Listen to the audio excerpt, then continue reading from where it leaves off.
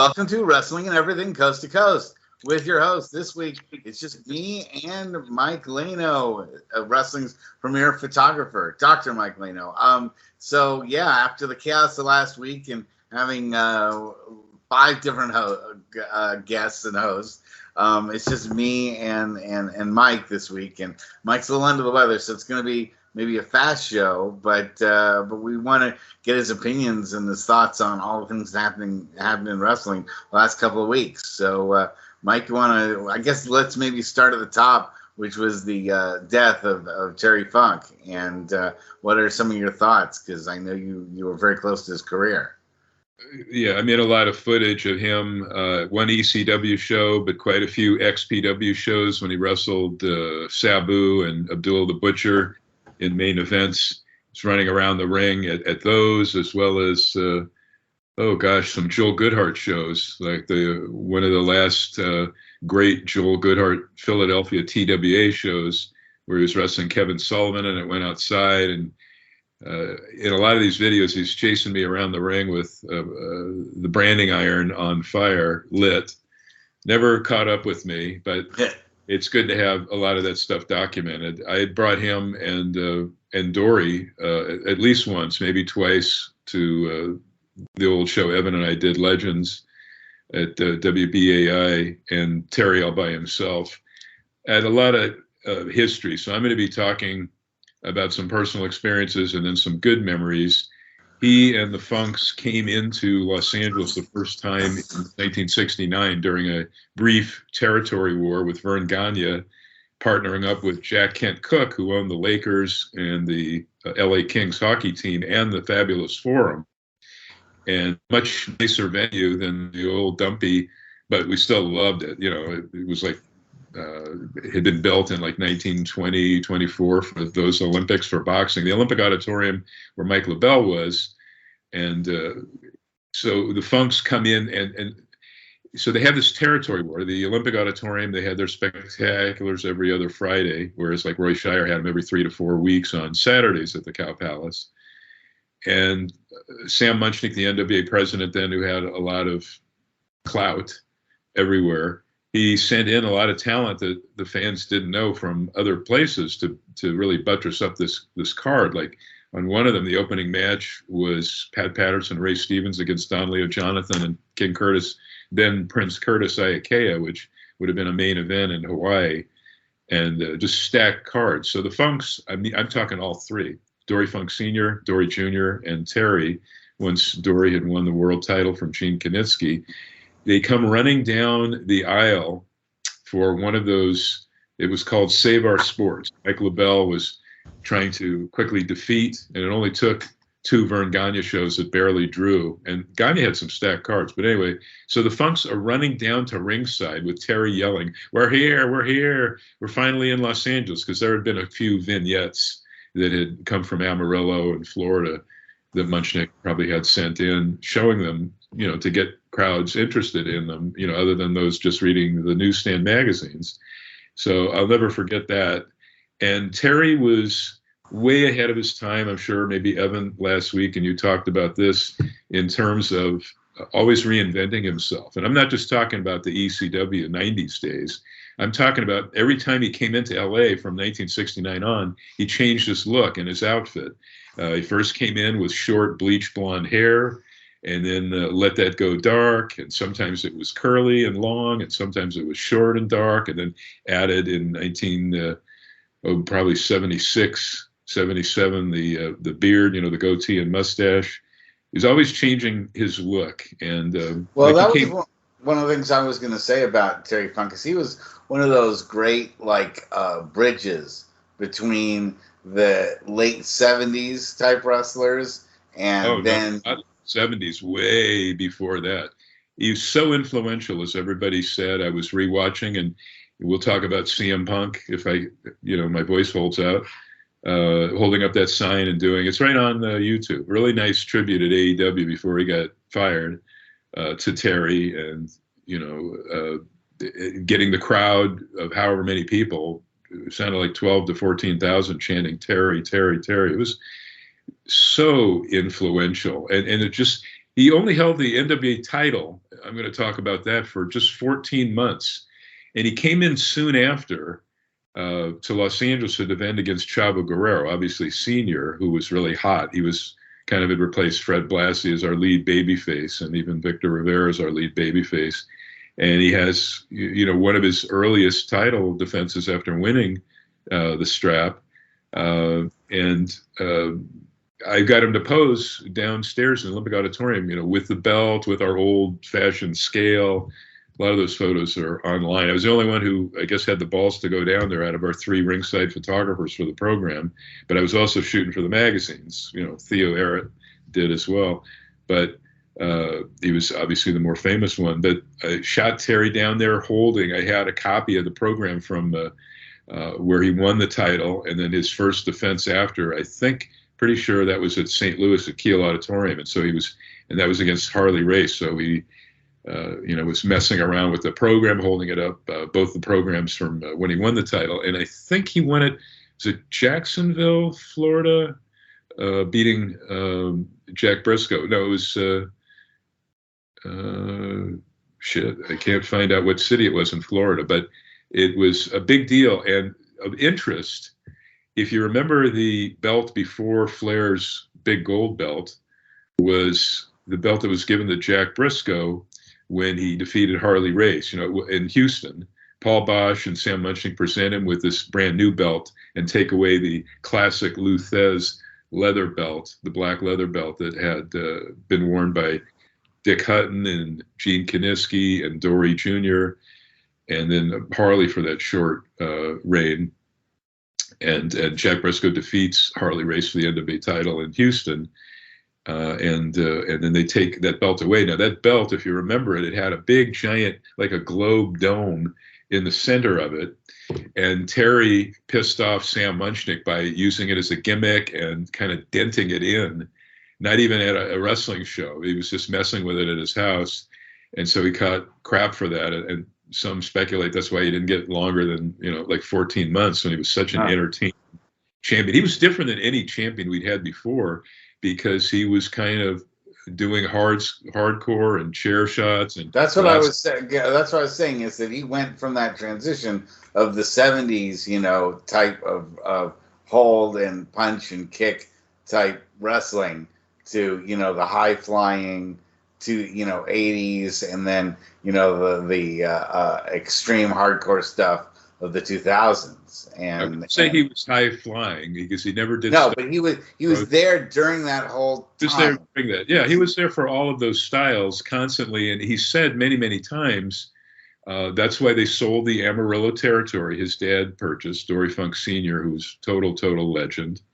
And they sold it, I think it was 77, 78, to Blackjack Mulligan and Dick Murdoch, two West Texas State guys, or as Terry said, Terry, like, to rib all the people, including Teddy DiBiase and Bruiser Brody, Frank Goodish, and others, that he was the only guy who graduated from West Texas State. A lot of guys claim they came from West Texas State, but he was implying they only spent a few months or were just on an athletic scholarship. They didn't take, big time. No, he was definitely as Texas as they get. There's no. Definitely as Texas, and he brought that when he started, for example, when he won our America's title the first time in spring of 1973, he was underneath. He was in the opening match. It was like a tournament to decide who would win, the winner of Victor Rivera, then America's champion, versus the Sheik, Sabu's uncle. So we're talking hardcore again. And he's in the opening match, a 10-minute Broadway with Jack Briscoe. And it was, my grandfather went with me. I was taking pictures. He sat in the front row next to Mark Dawson. And he was blown away because Terry Funk was doing Mad and Chain Wrestling. There was no punching during that match because Terry knew he had to keep up with Jack Briscoe. And I was so happy I got to see, that was the first time I got to see those two go at it. And then he didn't even win that, but they said they just kind of ignored the fact and said he was the next challenger coming to because of the tournament. So that's like a phantom tournament, but it's happening right at your own Olympic Auditorium venue in Los Angeles. So he came and defeated Victor Rivera for the America's Championship. that year, I think it was like March of 1973, and then dropped it back to Rivera. But in the year before, in one of the biggest cards and main events, Terry and Dory teamed up, but they dropped they were just brandly new created. They never defended them or had them before. They're called the International Championships. So the main event of that show was Dory and Terry dropping in a 2 out of 3 to Baba and Sakaguchi this was like April of 1972 at the LA Olympic Auditorium. And we've been talking so long, Evan and I on our show here with you about John Tolis. Not only did Terry team up twice on our television with John Tolis as heels, but also on that card, underneath was John reffing Chris Tolis against Superstar Billy Graham. People forget too that Superstar Graham debuted the tie-dye in Los Angeles. He came down from San Francisco where he was, what was he called? The Heartbeat of America or something like that, the Heart of America. But he was mostly wearing the leather chaps jacket that he had sort of debuted with Dr. Jerry Graham in 1970 in LA. Then got sent to Stu Hart for training. But anyhow, Billy took a liking to Terry, and Terry also liked the fact that this guy could talk. So there was a camaraderie in the back between Terry Funk, John Tolis, Superstar Graham. We're talking total legends: Killer Kowalski, Ernie Ladd, Dory Dixon, who was one of those Jackie Robinsons of wrestling, who Terry Funk really loved. Dory Dixon was part of that group of Bobo Brazil, Bearcat Wright, Sweet Daddy Siki, Sailor Art Thomas. Those were our Jackie Robinsons of wrestling after, at least in the 50s, 60s TV era. So Terry got in all that trouble when he won the NWA strap and kind of damaged the belt to where Flair and Dusty complained about it, and Flair eventually got his wish for a brand new title. They did away with the Terry Funk damage. They never did fix it. If you look like at the various times Harley and Dusty would trade it, that belt with the big dome, not the big gold belt, the Flair, 10 pounds of gold NWA belt. You see that. No, the one that was kind of shaped kind of like a... it was a circle. It was like a globe, sort of a part of a globe, but it was like dented in. You could just see it. And Terry Funk said that was from effing around with it. I'm just going to throw out casual memories too. Terry and Dory came out to work for Roy Shire, but Terry never defended, sadly, the NWA championship for Shire at the Cow Palace. But the very last few months... I was going to say that Terry Funk did not really come to Northern California very often. He came at the end. See, Roy Shire had lost his ability to use his TV. First in Oakland, he lost that in 1970. Then around 77, 78. And then he had to go to Don Owen for Portland TV, then Kansas City to Geigel. And then the last was Florida with Eddie Graham. And so Eddie Graham, for every one of those last 3 cards, the last one being Roy Shire's very last card, sent in the Funk Brothers. And the very last Roy Shire Battle Royal, pretty sure it was, I always mix up, it was 81 or 82, but I think it was January of 82. Terry was one of the last guys in the ring for the Battle Royal, which was the opener. We can talk about that on another show. But he was one of the last guys in the ring, eventually with Pat Patterson, who he very seldom ever was in the ring with, Dick Slater, and let's see, it was Dick Slater and Dusty, who was our... From that point on, though, he did not come to Northern California in the 80s. I don't remember ever seeing him. WWF stuff. Yeah, I don't ever remember him being on any cards. But he was on and prior to that, he was on Roy Shire's second to last Battle Royal, we'll say January of 81, where he and Dory teamed up with a Haystack Calhoun trainee of theirs from Amarillo, this guy who you would hear Roland Alexander talk about a lot, T. John Thibodeau, against, listen to this, Bruiser Brody, Gene Kaniski, and Easy Ed Wiskowski from Kansas City. But Ed Wiskowski, huge in Portland, and he later became Colonel De Beers. But just seeing the Funks, and particularly Terry, lock up with Bruiser Brody and Gene Kaniski, I mean, that was about as good as it got for us back in that period. Another big thing was in Honolulu. I think it was 73. for Ed Francis, who was former wrestler promoter. Terry Funk in the main event, just double juice all over the place. Texas Death Match, it was mostly held outside the ring with the Sheik. Terry Funk in the main event on that one. There was a battle royal that had Andre and Giant Baba, the first time they ever met anywhere, backstage, of course, before they got into the ring in front of the fans. Ray Stevens and Ray Stevens and Nick Bockwin were defending the AWA straps, which they brought against Pedro Morales, who wore his Tri-WF belt to the ring, teaming with Bobo Brazil. I mean, the card was just stacked from top to bottom. I think the opening match was Lonnie Main, Moondog Main against Mil Mascaras. Opening match. But it was just big stuff. Terry had, of his numerous retirements, I spent just one night at the Double Cross Ranch, but he picked me up in his pickup truck at the airport in Amarillo for what he was calling, and we'd all heard this before, his millionth retirement, but he called it WrestleFest in 1997, and 50 Years of Funk was the subtitle for it. He, of course, was claiming that his his WWF title challenge against Bret Hart was going to be his very last match. He bled buckets in that match, and Bret pinned him cleanly. I don't think Terry submitted. I think it was just a pin. And the whole ECW crew came out. Paul Heyman booked the show. Prior to the show, I was there taking pictures before they let any fans in, hours before. He got all of the talent. There was talent from FMW. There was Taka Michinoku there. There was Victor Quinones and his guys from his hardcore promotion in Japan and Puerto Rico. Just a wealth of talent. Some Japanese women who opened the show. It was a tag match. I forget if they were women from Onita's FMW, but all of these Japanese promotions and Japanese wrestlers and the twin headhunters, the Puerto Rican headhunters who were spectacular. Jake Roberts teamed up with the headhunters. Just spectacular. And Terry had a private barbecue. I think it was the next day, because that show went kind of late. The next day at the ranch, just for the boys. There were a couple of fans, not a lot, and they all had to be invited. But I took a lot of pictures of the ECW talent, like Balls Mahoney and Axel Rotten and Paul Heyman fishing. They're just wearing,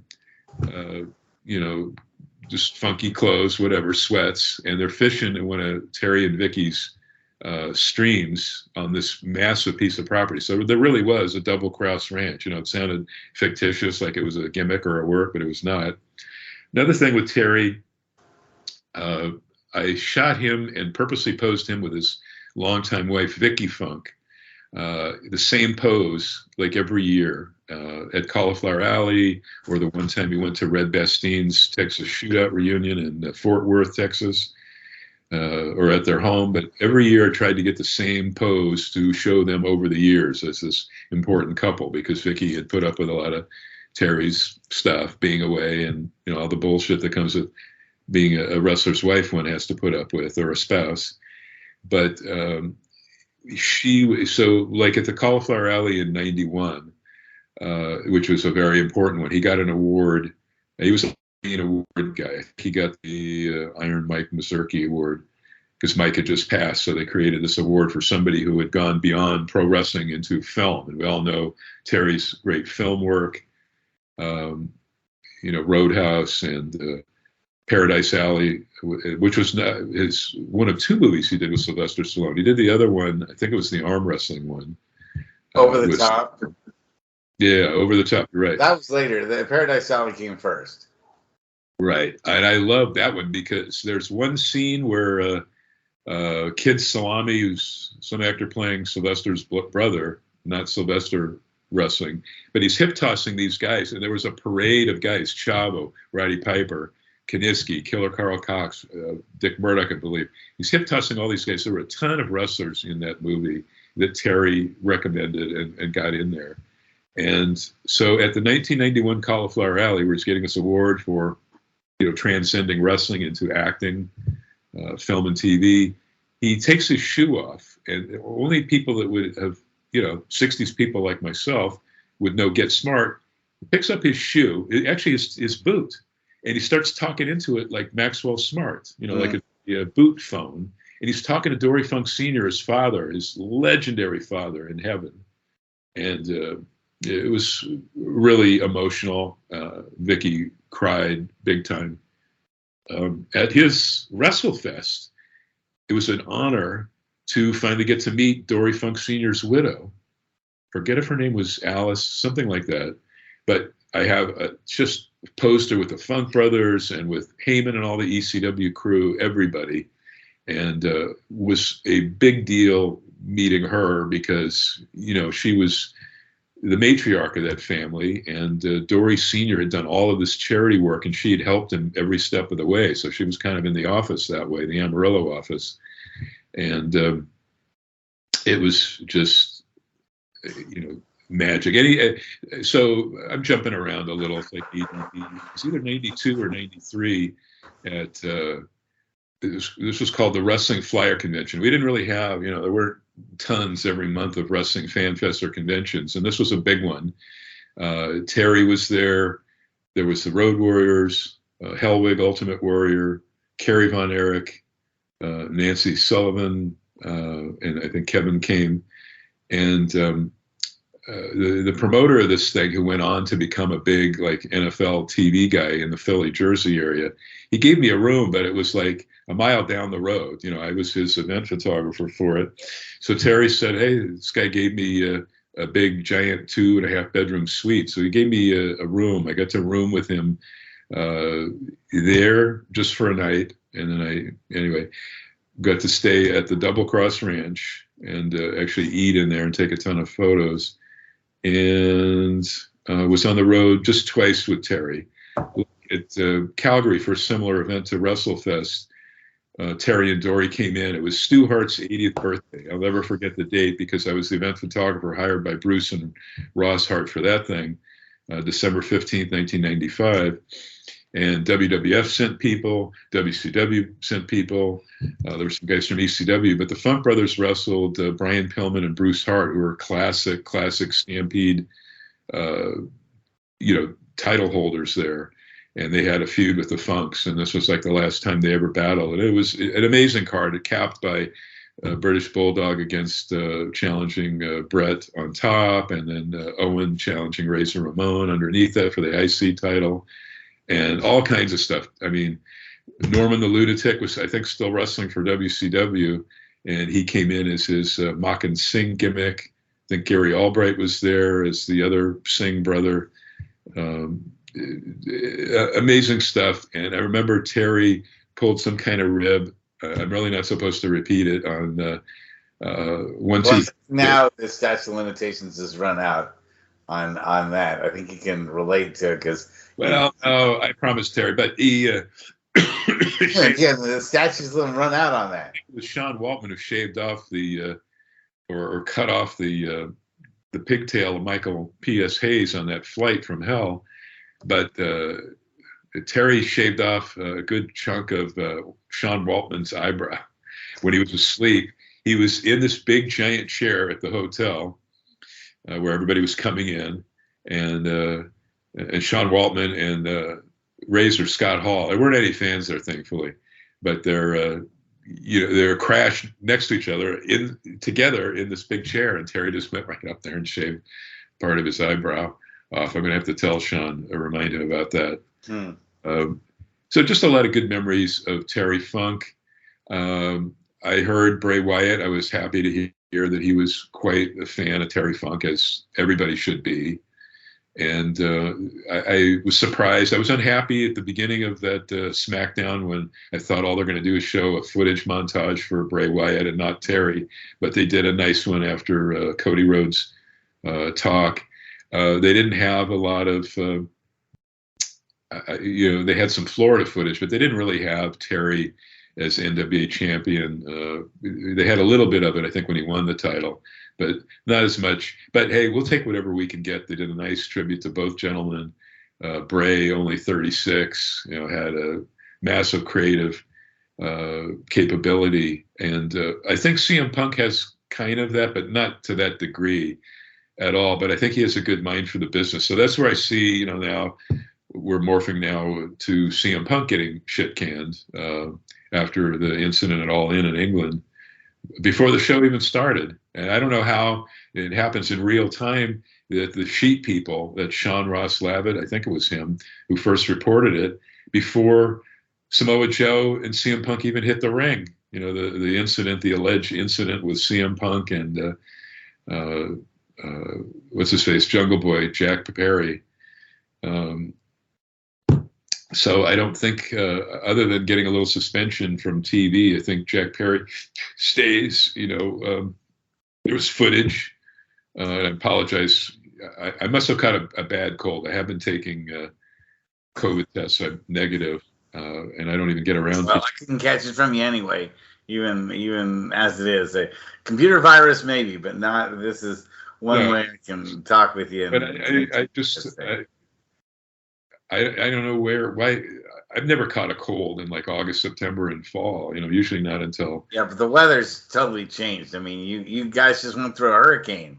You know, that weird storm. But you know, it's been super hot. It's just been humid.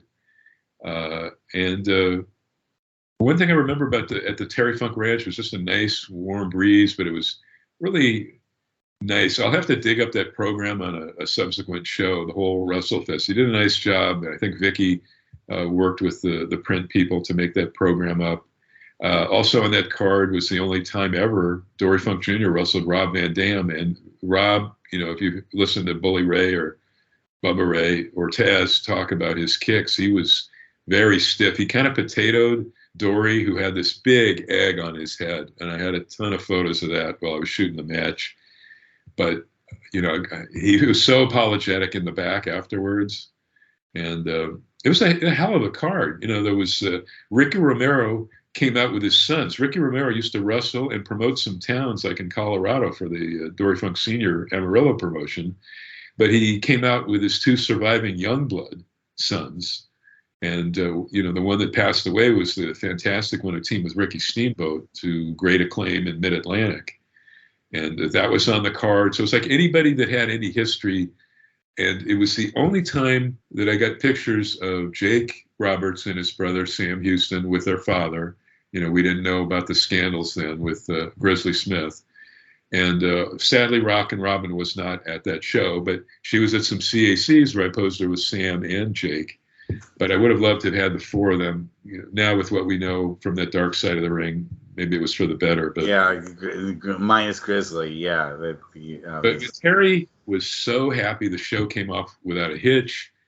He was just smiling from ear to ear at the barbecue at the Double Cross Ranch and seeing everybody enjoy themselves. I mean, I think I've got a photo of like Francine even fishing, and Tommy Dreamer was there. And I got in one shot when the sunset was happening behind them. You know, I perfectly timed it. I got Candido, Sabu, Van Dam, Taz, and one other to all do the other person's gimmick. You know, like Taz pointed up at the sky, like imitating the Sheik, and Sabu was doing like the Candido, no gimmicks needed. So some of these pillars of ECW, and I mean, everybody. Terry's two daughters were there in the ring when, you know, Paul was going over the order of the matches and, you know, who was going over and blah, blah, blah in the center of the ring with all the talent in there. And it was just incredible. So Terry Funk's life was incredible. I know everybody's talking about, you know, the great memories of the stuff he did. He was the first guy to do that pile driver on Flair through the table in 1989 after Flair had the series with Steamboat, the incredible 5-star series, and then had an even more incredible match, if that's possible, with Terry Funk, with I think the other. Yeah, the I Quit, leading up to the I Quit match, you know, which probably is the quintessential I Quit match in wrestling. I think when people talk about, you know, what is the greatest I Quit match that's ever happened, I think people would say Flair versus Funk. That's the first one and only one in my mind, because otherwise, a lot of the I Quit matches, the ending is all screwed up and a bit derivative. Yeah, you know. Well, especially because that was 60 minutes. It was, you know, two of the true legends of the art, that really knew how to,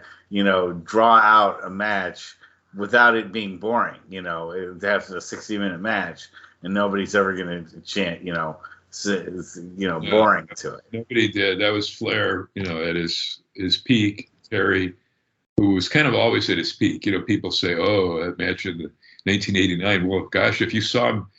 Some of the matches I saw, him against Rocky Johnson at St. Louis at Kiel, and against Harley, and a tag match, which is on tape. It's on YouTube. The Funk Brothers against Jack Briscoe and Gene Kiniski from Wrestling at the Chase Television, free TV. People were going out of their minds for that at the time. So many great matches from every era. And like even in the 60s, Terry was great. The late 60s, he came, followed Junior, obviously, but wow. And then he fought every style of wrestler you could possibly fight.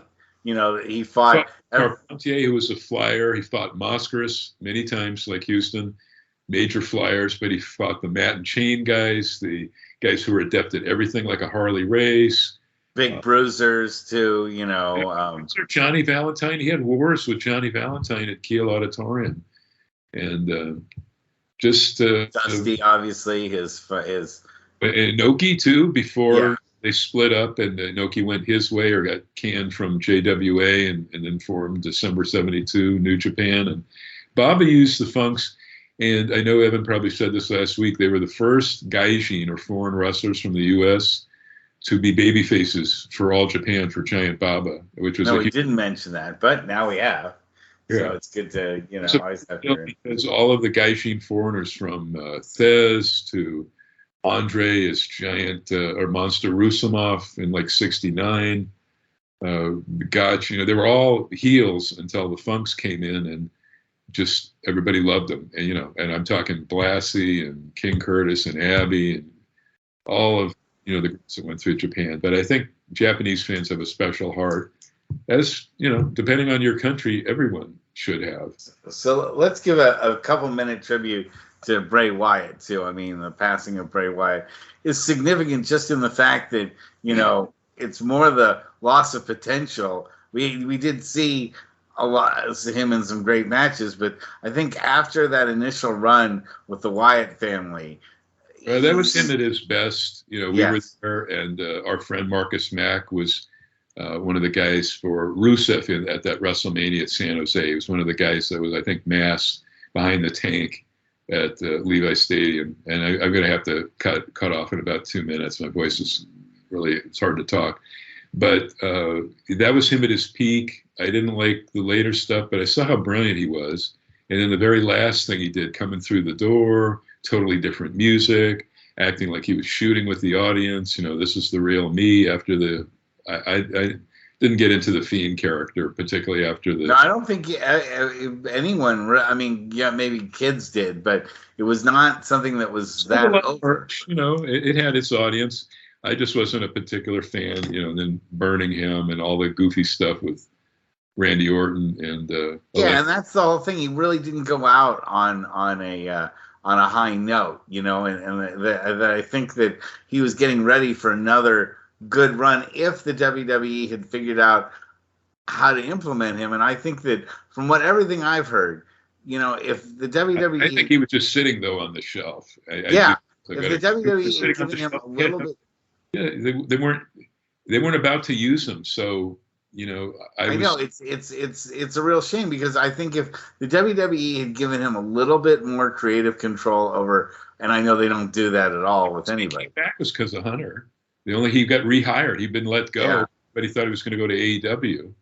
Yeah, and of course now AEW has its own problems. Although I guess they're minus a star now. Have a tough guy of talent relations. Bully Ray said this many times. You need a tough guy like a Jim Ross to be the first one they see when they come back. They don't see Tony Khan after a match saying, "Great match, so and so," blah blah blah, really supportive. No. They needed Jim Ross to tell them how they effed up, what they did right, and to be 100%, straight with them about their strengths and weaknesses. They need a talent guy who's been in the biz or involved in the biz like Jim Ross has for decades. So things like this don't happen, and it's not like a brand new promotion having honeymoon headaches. Tony doesn't need that. He can focus on his booking and whether it's a Jim Ross or, a Dean Malenko type or Jerry Lynn, somebody like that handles the talent. But God bless Wyndham Rotundo, very unique, third generation. His uncle was Barry Wyndham, who is, he's got that name, that Wyndham Rotundo, the last name of that family, the Wyndham family. Bob, obviously Blackjack Mulligan, and his two sons Barry and Kendall, and the daughter too was a lady wrestler for a time. His mother, Bray Wyatt's mother, was like a Native American female wrestling character.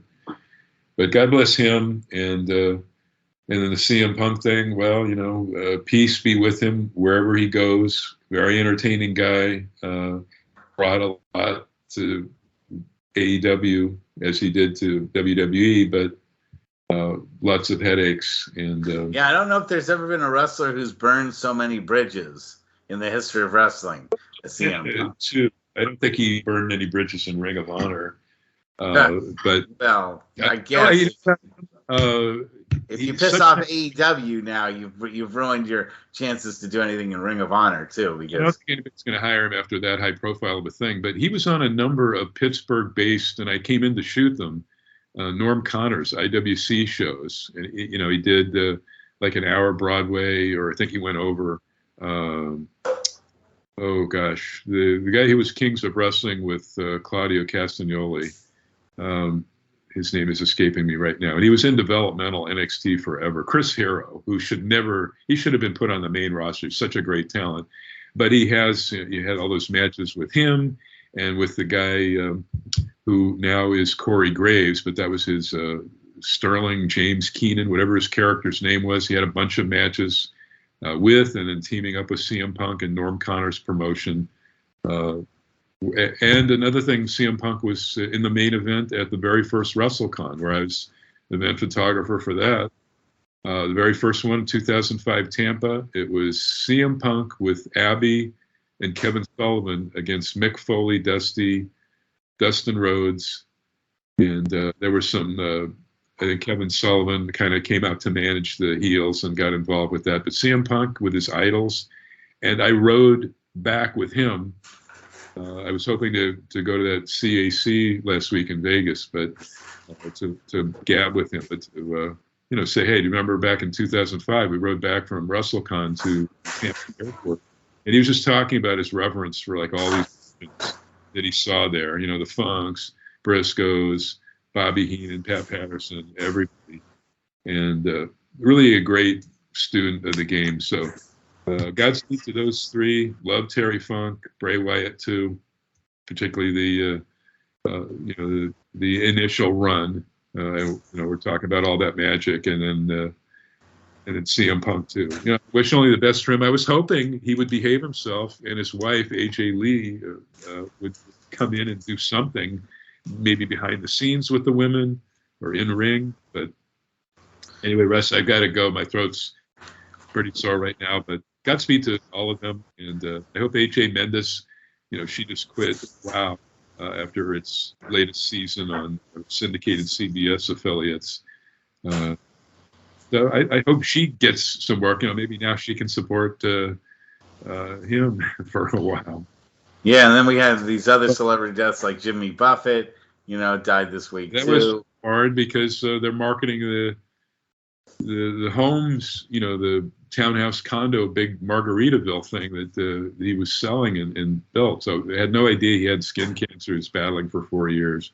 But it's been a rough year for deaths. And reminds me a lot of 2020 and 2016.